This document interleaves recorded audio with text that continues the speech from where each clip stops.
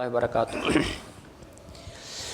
الحمدللہ رب العالمین والعاقبۃ للمتقین والصلاۃ والسلام علی سید الرسل وخاتم النبیین رب اشرح لی صدری ویسر لی امری واحلل عقدۃ من لسانی یفقہوا قولی۔ اعوذ باللہ السمیع العلیم من الشیطان الرجیم من ہمزہ ونفخہ ونفثہ۔ بسم اللہ الرحمن الرحیم۔ ولا تطع كل حلاف مہین ہماز مشاء بنمیم مناع للخیر معتد اثیم عتل بعد ذلک زنیم۔ صدق اللہ العظیم۔ پچھلے کچھ دنوں سے آپ بھی سن رہے ہیں، سوشل میڈیا کے ذریعے آپ کو پتہ چلا، الیکٹرانک میڈیا کے ذریعے پتہ چلا، پرنٹ میڈیا کے ذریعے پتہ چلا کہ فرانس کے کچھ لائن قسم کے لوگوں نے پیغمبر کائنات جناب محمد الرسول اللہ صلی اللہ علیہ وسلم کی خاک شائع کیے اور نبی رحمت علیہ الصلاۃ والسلام کو ان خاکوں کے ذریعے نعوذ باللہ من ذالک میری زبان اجازت نہیں دیتی، پیغمبر رحمت علیہ السلام کو دہشت گرد اور شہوت پرست ثابت کرنے کی کوشش کی ان ظالموں نے۔ اللہ تعالیٰ کی طرف سے تو انتقام ہوگا، لیکن میں ایک پیغام دینا چاہتا ہوں کہ انہوں نے کس نبی کی خاک شائع کیے، کس نبی کی توہین کرنے کی جسارت کی ہے کہ جو نبی اتنا رحم و کرم والا ہے، اتنا رحیم اور کریم ہے، اگر نماز میں بچے کی رونے کی آواز آ جائے تو وہ پیغمبر اپنی نماز کو ہلکا کر دیتا ہے۔ کس نبی کی توہین کی ان ظالموں نے کہ جس نبی کے پاس جنگ کے قیدی آئیں، اس ظالموں تمہارے پاس تو جنگ کے قیدی آئیں تو تم ان سے حیوانوں سے بدتر سلوک کرتے ہو، کتوں سے بھی بدتر سلوک تم انسانوں سے کرتے ہو، لیکن ہمارے پیغمبر کائنات صلی اللہ علیہ وسلم کی رحم دلی اور مہربانی کا یہ عالم ہے۔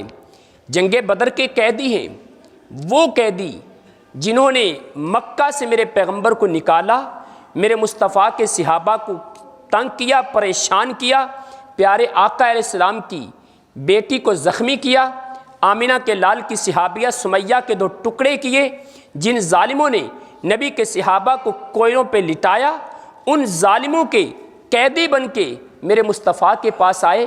رات کا وقت ہے، ان کے بازو بندھے ہوئے ہیں، ان کے پاؤں بندھے ہوئے ہیں اور وہ کرا رہے ہیں، وہ درد کے ساتھ چیخ رہے ہیں۔ آمینہ کے لال اتنے پریشان ہوئے، رات کو میرے مصطفیٰ کو نیند نہیں آئی جب تک ان کے ہاتھ اور پاؤں کھلوا نہیں دیے۔ کہا ان کو کھول دو، ان کے کرہنے سے میں محمد کو بھی تکلیف ہوتی ہے صلی اللہ علیہ وسلم۔ اس نبی کی تم نے توہین کی ہے جس نبی نے پوری کائنات کو مساوات انسانی کا وہ درس دیا کہ جو اس سے پہلے دنیا کی تاریخ میں کہیں نہیں ملتا، جس پیغمبر نے یہ ثابت کیا، جس نبی نے یہ بتایا، یا ایھا الناس انا خلقناکم من ذکر و انثی وجعلناکم شعوبا وقبائل لتعارفوا ان اکرمکم عند اللہ اتقاکم۔ لوگو، ہم نے تمہیں ایک مرد اور ایک عورت سے، بابا آدم اور اماں حوا سے تمہیں پیدا کیا ہے، پھر تمہارے قبیلے بنائے، تمہاری برادریاں بنائیں، تمہارے خاندان بنائے تاکہ تم ایک دوسرے کو پہچان سکو، تمہارا تعارف ہو سکے۔ لیکن اس کا مطلب یہ نہیں کہ تم خاندان کی بنیاد پہ، رنگ نسل کی بنیاد پہ، وطن اور علاقے کی بنیاد پہ، زبان کی بنیاد پہ تم ایک دوسرے سے اعلیٰ اور افضل بن جاؤ، یہ مطلب نہیں، بلکہ اس معاملے میں سید الرسل علیہ السلام نے ایک عالمگیر قانون پیش کر دیا۔ جب دنیا طبقات میں تقسیم تھی، جب دنیا کے اندر حصے مقرر ہو چکے تھے، یہ برمن ہے، یہ ویش ہے، یہ کھتری ہے، یہ شودر ہے اور یہ اعلیٰ ہے، یہ افضل ہے، یہ کمتر ہے، یہ گھٹیا ہے، جب دنیا یہ کہا کرتی تھی، اس وقت پیغمبر کائنات نے، ہمارے نبی نے، ہمارے آقا نے، ہمارے رسول نے جس کی توہین تم کرتے ہو، مساوات انسانی کا وہ درس دیا اور کہا کہ تمام انسان برابر ہیں، کسی کو دوسرے پر کوئی فضیلت نہیں۔ لا فضل لعربی علی اعجمی ولا لعجمی علی عربی ولا الاحمر علی الاسود ولا الاسود علی الاحمر۔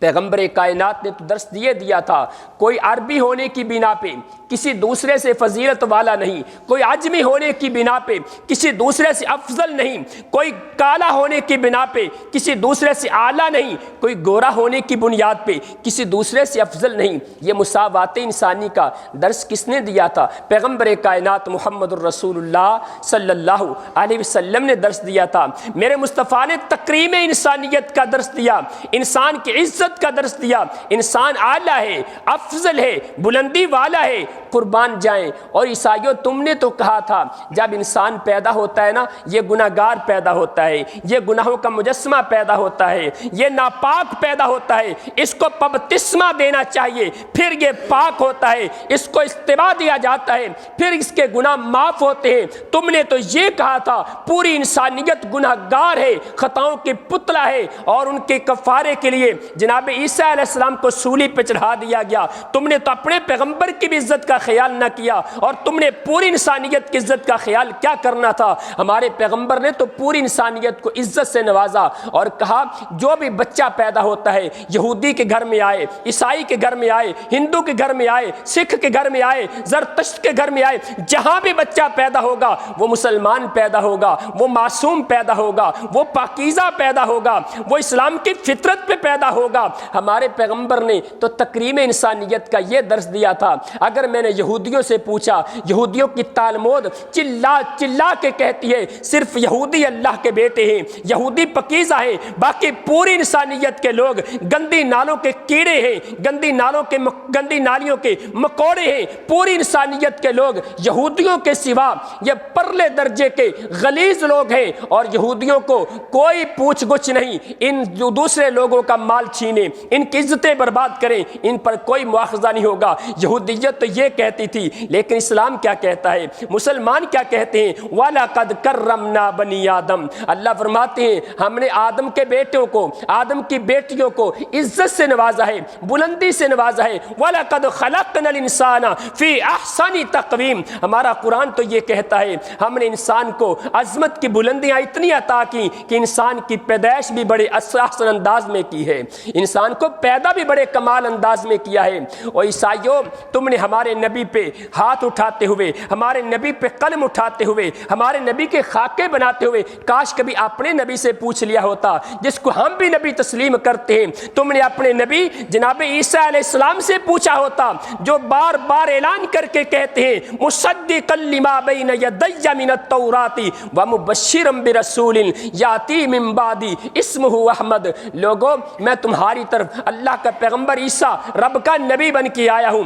اپنے سے پہلے آنے والی تورات جناب موسیٰ علیہ السلام کی نبوت اور رسالت اس کو سچا کہنے والا بن کے آیا ہوں، اور میرے بعد آنے والا ایک پیغمبر ہوگا، ایک نبی ہوگا، رسول اعظم ہوگا جس کا نام احمد ہوگا۔ اس کی بشارت دینے کے لیے آیا ہوں، اس کی خوشخبری دینے کے لیے آیا ہوں۔ کاش تم نے اپنے نبی سے پوچھ لیا ہوتا کہ اس نبی کی شان کیا ہے، اس کی عظمت کیا ہے، اور میں قربان جاؤں تم نے کاش اپنے نبی سے سیکھا ہوتا، پوچھا ہوتا، اپنے نبی کی زندگی کو پڑھا ہوتا کہ وہ وقت آئے گا جب نبی تمہارا ہے، ہم بھی اس کو نبی تسلیم کرتے ہیں، اس کی نبوت پہ ایمان لاتے ہیں، اس کی رسالت پہ ایمان لاتے ہیں۔ جناب عیسیٰ علیہ السلام ایک وقت آئے گا ہمارے پیغمبر کا کلمہ پڑھنے والا، ہمارے نبی کا امتی اس کے پیچھے کھڑے ہو کے نماز پڑھنا اپنی سعادت سمجھیں گے۔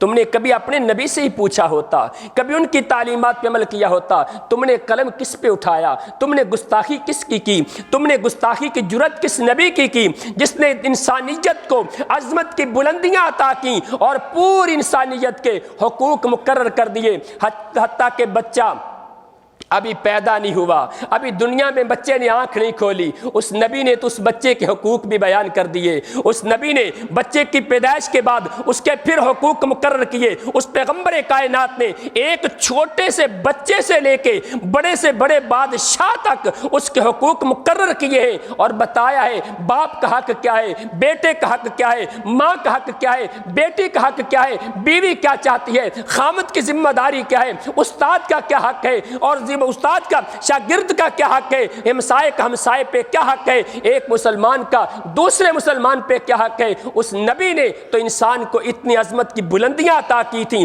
جس نبی کی تم توہین کرنے کی جسارت کرتے ہو۔ کاش تم نے سوچا ہوتا وہ پیغمبر کتنی عظمت والا ہے، وہ نبی کتنی عظمت والا ہے، جس نے خاندانوں کو مضبوط کرنے کی بنیادیں فراہمت کی، خاندان مضبوط کیے، خاندانی نظام جس نبی نے تمہیں دیا۔ اور ایک وقت تھا تمہارا باپ اپنی بیٹی سے رنگ رلیاں منا رہا تھا، ایک وقت تھا تمہارا بھائی اپنی بہن کے ساتھ زیادتی کر رہا تھا، تمہارا باپ تمہارا بیٹا اپنی ماں کے ساتھ نکاح رچا رہا تھا، ایک وقت تھا جب تمہاری بیوی 10 بندوں کے ساتھ جا کے منہ کالا کیا کرتی تھی، ایک وہ وقت تھا جب تم گبرو جوان بیٹا لینے کے لیے اپنی بیٹی کو ایک پہلوان کے پاس کئی کی راتیں چھوڑ دیا کرتے تھے۔ تمہاری کیفیت تو یہ تھی، اس پیغمبر کائنات نے آ کے تمہیں یہ درس دیا، یہ سبق دیا کہ بیٹی گھر میں رحمت بن کے آتی ہے، بہن گھر میں عزت کا نشان بن کے آتی ہے، ماں کے قدموں میں کائنات کے خالق و مالک نے جنت رکھی ہے، بیوی گھر کی ملکہ بن کے آتی ہے۔ اس پیغمبر نے تمہیں یہ درس دیا تھا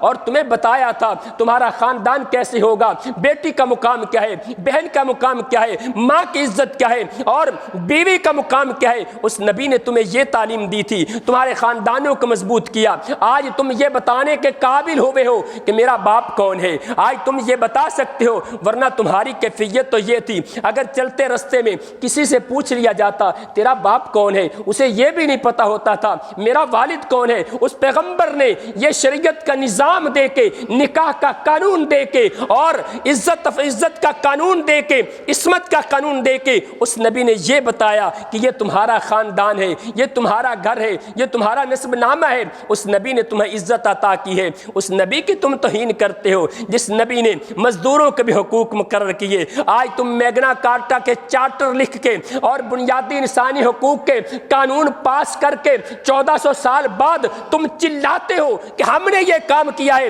تمہارے 1400 سال سے پہلے پیغمبر کائنات نے مزدوروں کے حقوق بیان کر دیے تھے، کوئی کسی مزدور پہ ظلم نہ کرے، اس کا پسینہ خشک ہونے سے پہلے اس کی مزدوری ادا کر دی جائے، ورنہ تمہاری کیا حالت تھی۔ اللہ اکبر کبیرہ، تمہارے بادشاہ جب رات کی ٹھٹھرتی راتوں میں، سردی کی ٹھٹھرتی راتوں میں اپنا شکار کر کے، اپنے عیاشیاں کر کے گھر میں واپس آیا کرتے تھے، ان کا جسم ٹھنڈا ہو چکا ہوتا تھا، اپنے ایک غلام کو پکڑتے تھے، اپنے ایک نوکر کو پکڑتے تھے، اپنے پاؤں کے نیچے لٹاتے تھے، اس کے پیٹ کو چاک کرتے تھے، اس کے اندر اپنے ٹھنڈے پاؤں اس کے پیٹ میں رکھ کے اپنے پاؤں کو گرم کیا کرتے تھے۔ تم نے تو ظلم کی یہ دستانیں قائم کی تھی، لیکن میرے نبی نے کیا مثال قائم کی ہے۔ میرے نبی کا غلام رنگ بھی کالا ہے لیکن قربان جائے مکان کی چھت پہ کھڑا ہو کے اذان کی آواز دیتا ہے، باقی سارے سردار صحابہ نیچے کھڑے ہیں۔ یہ میرے نبی کا غلام ہے، چلتا زمین پر ہے، پاؤں کی آواز رب کی جنت میں سنائی دیتی ہے۔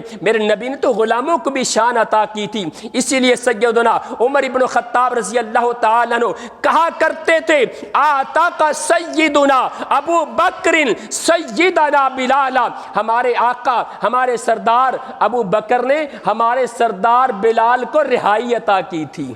بلال بھی سردار ہیں، ابو بکر بھی سردار ہیں، جہاں چھوٹا بھی سردار ہے، بڑا بھی سردار ہے۔ اسلام نے تو یہ تصور دیا تھا، ہمارے نبی نے تو ہمیں یہ تعلیم دی تھی، اس پیغمبر کی تعلیم تھی۔ عبداللہ ابن عمر رضی اللہ تعالی عنہما اپنے بیٹے بلال کو سامنے بٹھا لیتے اور لوگوں سے کہا کرتے تھے بلال رسول اللہ صلی اللہ علیہ وسلم احب الی من بلال ھذا، لوگوں ایک میرا یہ بلال ہے، رنگ کا گورا ہے، قریشی خاندان کا ہے، عمر ابن خطاب کا پوتا ہے، عبداللہ ابن عمر کا بیٹا ہے، اعلیٰ خاندان کا ہے، اعلیٰ نسل کا انسان ہے، ایک یہ میرا بیٹا بلال ہے، ایک وہ میرے نبی کا صحابی بلال ہے، اس کا رنگ بھی کالا ہے، خاندان کا پتہ نہیں، کہاں سے سفر کر کے آنے والا کوئی پردیسی بندہ ہے، لیکن لوگوں گواہ بن جاؤ میرے پیغمبر کا بلال مجھے اپنے بلال سے زیادہ پیارا لگتا ہے۔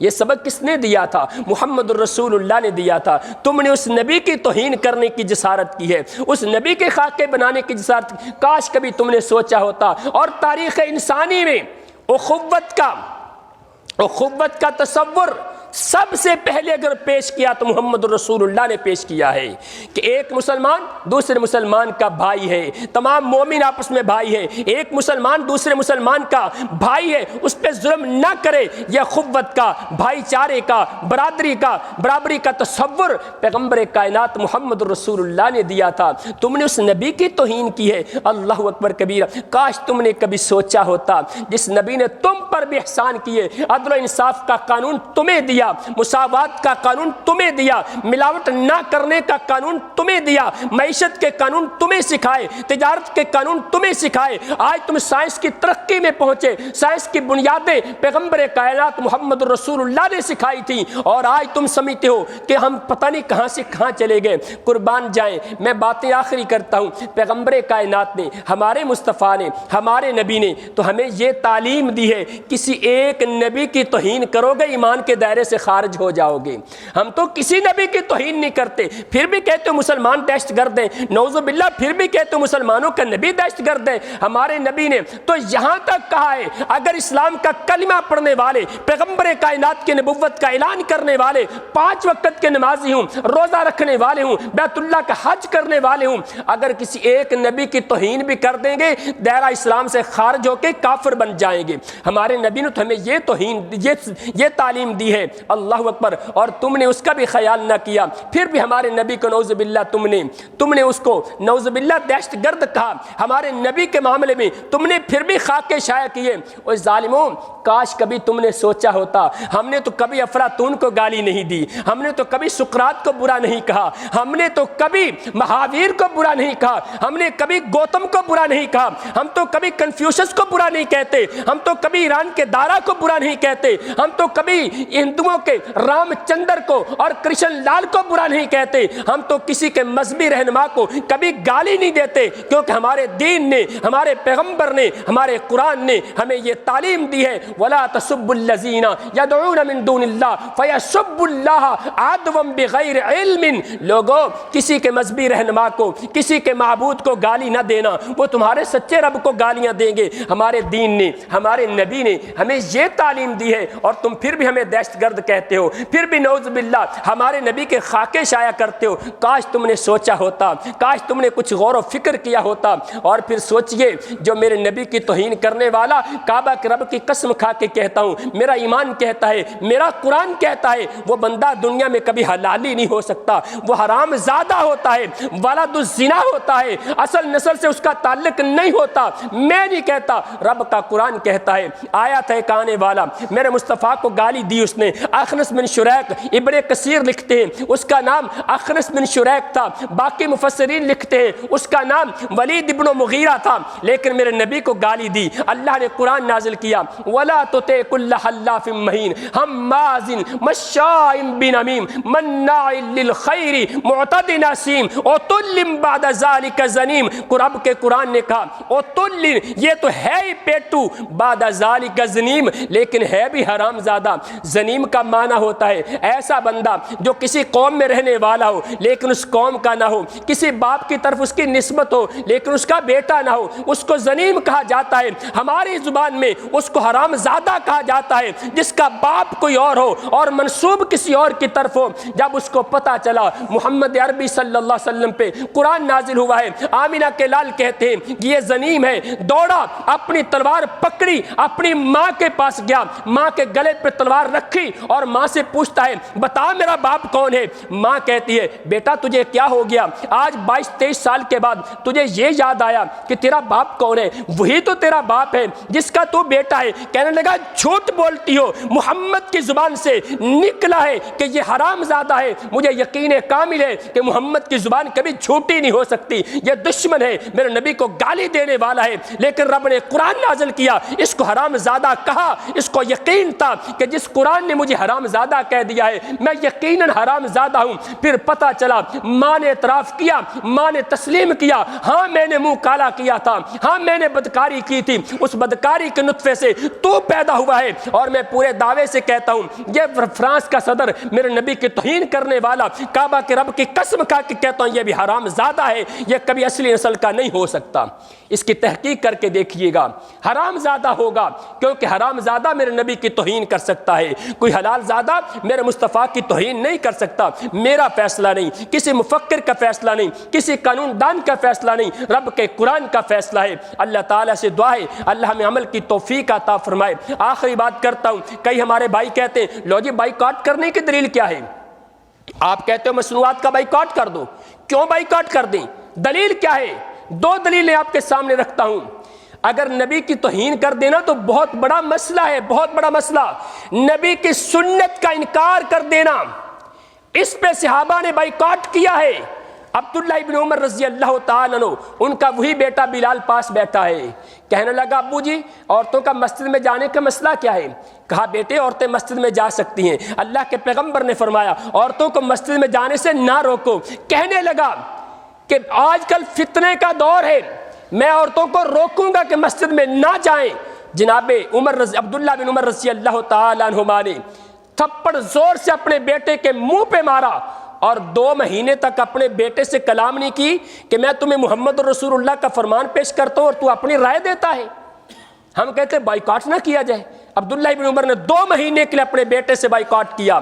عبداللہ ابن مغفل رضی اللہ تعالیٰ عنہ, ان کا بھانجا پاس بیٹھا ہے. بھانجا چھوٹی چھوٹی کنکریاں اپنی انگلی کے ساتھ ایسے چلا رہا ہے. اپنے بھانجے کو روکا, بیٹے اللہ کے نبی نے منع فرمایا ہے ایسے کنکریاں نہیں چلایا کرتے. وہ تھوڑی دیر کے لیے رک گیا, دوبارہ پھر چلانے لگا. پوری زندگی اپنے بھانجے سے کلام نہیں کیا کہ میں نے تمہیں اللہ کے پیغمبر کی حدیث سنائی ہے اور تم پھر باز نہیں آئے, بائیکاٹ کیا ہے. اور آج تم کہتے ہو بائیکاٹ کی دلیل کیا ہے؟ اللہ تعالی ہمارے ایمان کو مضبوط کر دے. بھائیو آج کے بعد عزم کر لو, وعدہ کر لو کہ آج کے بعد ایک کام بھی ایسا نہیں کریں گے جو میرے پیغمبر کی سنت کے خلاف ہوگا. دشمن نے میرے نبی کی توہین کرے, ہم نبی کی سنت کو زیادہ زندہ کریں تاکہ دشمن کو یقین کامل ہو جائے کہ یہ اللہ کے نبی سے محبت کرنے والے ہیں. اور آج شام کے وقت مغرب کی نماز کے بعد ہمارے چوک الہ آباد میں ایک ریلی کا اہتمام بھی ہے, پروگرام کا اہتمام بھی اسی سلسلے میں, اس میں بھی شرکت کیجیے گا. اللہ تعالیٰ سے دعا ہے اللہ عمل کی توفیق عطا فرمائے. اللہ تعالیٰ ہمارے گناہوں کو معاف فرمائے, ہمارے بیماروں کو شفا عطا فرمائے, ہمارے ملک کے حالات پر اللہ رحم فرمائے. اور جن لوگوں نے ہمارے نبی کی توہین کی ہے ان پر اللہ اپنے کتے مسلط کر دے تاکہ ان کے ٹکڑے کر دیں. اللہ تعالیٰ سے دعا ہے اللہ عمل کی توفیق دے. اقول قولی ھذا واستغفر اللہ لی ولکم ولسائر المسلمین.